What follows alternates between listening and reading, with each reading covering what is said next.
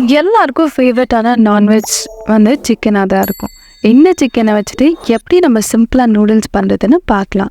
வீடியோவை ஸ்கிப் பண்ணாமல் முழுசாக பாருங்கள். பிகாஸ் நான் நிறைய டிப்ஸ் நடுவில் சொல்லியிருக்கேன். ஸோ அதெல்லாம் மிஸ் பண்ணாமல் ஃபுல்லாக பாருங்கள்.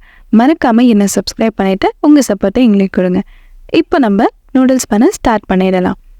அதுக்கு ஃபஸ்ட்டு நான் ஒரு பெரிய பாத்திரத்தில் தண்ணி ஆட் பண்ணிவிட்டு கொஞ்சமாக உப்பு சேர்த்துக்கிறேன். அதோட கொஞ்சமாக எண்ணெயும் சேர்த்துக்கிறேன்.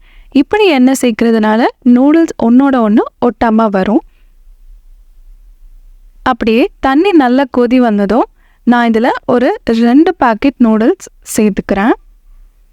நூடுல்ஸ் சேர்த்ததும் நல்லா கொதிக்க விடணும்.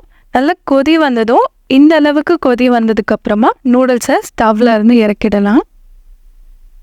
தண்ணி எதுவும் இல்லாமல் ஃபில்டர் பண்ணி எடுத்துக்கலாம். ஃபில்டர் பண்ணுறப்ப பார்த்து ஃபில்டர் பண்ணுங்கள். பிகாஸ் நல்லா சூடாக இருக்கும். ஃபில்டர் பண்ணதுக்கப்புறமா நூடுல்ஸை தனித்தனியாக கையில் எடுத்து விட்டுடலாம். அப்போ தான் நூடுல்ஸ் தனித்தனியாக இருக்கும். இப்போது தேவையான பொருளை பார்த்துடலாமா?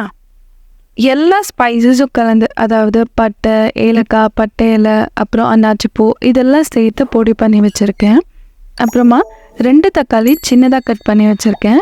அப்புறம் 2 வெங்காயம் சின்னதாக கட் பண்ணி வச்சுருக்கேன். அப்புறம் கொஞ்சமாக கொத்தமல்லி கட் பண்ணி வச்சுருக்கேன். இப்போ ஒரு கடாயில் கொஞ்சமாக மஞ்சத்தூள் அப்புறம் கொஞ்சமாக உப்பு சேர்த்துட்டு சிக்கனில் போன் எதுவும் இல்லாமல் வாங்கிக்கோங்க. வாங்கினதுக்கப்புறம் சிக்கனை சின்னதாக கட் பண்ணிக்கலாம். அப்போ தான் நூடுல்ஸில் போடுறப்போ நல்லாயிருக்கும். இப்போது அந்த சின்னதாக கட் பண்ணியிருக்க இந்த சிக்கனை இந்த கடாயில் சேர்த்துக்கலாம். சிக்கன் சேர்த்ததும் நல்லா எல்லாத்தையும் மிக்ஸ் பண்ணி விட்டுக்கலாம். மிக்ஸ் பண்ணதுக்கப்புறமா ஒரு 4லேருந்து 5 தடவை நல்லா வாஷ் பண்ணி எடுத்துக்கலாம். வாஷ் பண்ணதுக்கப்புறமா தண்ணி எதுவும் இல்லாமல் சிக்கனை தனியாக ஒரு பவுலில் ட்ரான்ஸ்ஃபர் பண்ணிக்கலாம். இப்போ ஒரு கடாயில் தேவையான அளவுக்கு கடலெண்ணெய் தான் சேர்த்துருக்கேன்.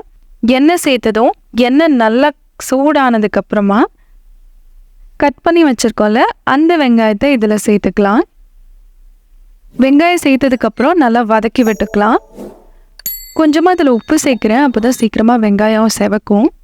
வெங்காயம் நல்லா செவந்ததுக்கப்புறமா கட் பண்ணி வச்சுருக்கோம்ல அந்த தக்காளியை இதில் சேர்த்துக்கலாம். தக்காளி நல்லா சேர்த்ததுக்கப்புறம் வெங்காயத்தோடு நல்லா வதக்கி விட்டுக்கலாம் தக்காளியை.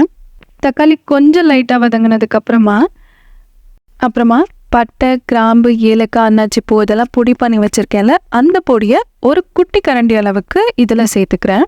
சேர்த்துட்டு நல்லா எல்லாத்தையும் மிக்ஸ் பண்ணி விட்டுக்கலாம்.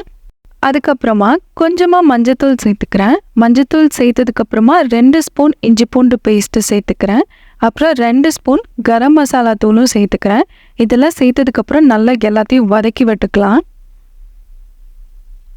அப்புறம் 2 ஸ்பூன் அளவுக்கு வெறும் மிளகாய்த்தூள் சேர்த்துக்கிறேன். அப்புறம் தேவையான அளவுக்கு உப்பு சேர்த்துட்டு இதையும் எல்லாத்தையும் நல்லா வதக்கி விட்டுக்கலாம். கொஞ்சம் வதங்கினதுக்கப்புறமா நம்ம வாஷ் பண்ணி வச்சுருக்கோம்ல அந்த சிக்கனை இதில் சேர்த்துக்கலாம். தண்ணி எதுவும் இல்லாமல் சேர்த்துக்கோங்க.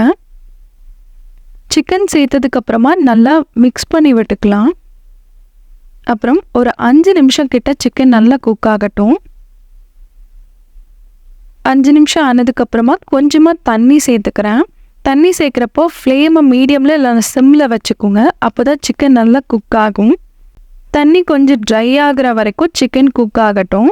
சிக்கன் குக் ஆனதுக்கப்புறமா நம்ம வேக வச்சுருக்க நூடுல்ஸ் இருக்குல்ல அதையும் இதில் சேர்த்துக்கலாம். நூடுல்ஸ் எல்லாத்தையும் சேர்த்துட்டதுக்கப்புறம் எல்லாத்தையும் ஒன்றா மிக்ஸ் பண்ணி விட்டுக்கலாம். அந்த சிக்கனோட நல்லா மிக்ஸ் பண்ணதுக்கப்புறமா கொஞ்ச நேரம் குக் ஆகட்டும். குக் ஆனதுக்கப்புறமா நம்ம கட் பண்ணி வச்சுருக்கோம்ல அந்த கொத்தமல்லி அதில் சேர்த்துட்டு ஸ்டவ்வை ஆஃப் பண்ணிடுறேன். அவ்வளோதான், நம்மளோட சூப்பர் டேஸ்டியான சிக்கன் நூடுல்ஸ் ரெடி ஆகிடுச்சு. ஃபேமிலியோடு சாப்பிட்டுட்டு நல்லா என்ஜாய் பண்ணுங்கள். மறக்காமல் என்னை சப்ஸ்கிரைப் பண்ணிவிட்டு உங்கள் சப்போர்ட்டை எங்களுக்கு கொடுங்க.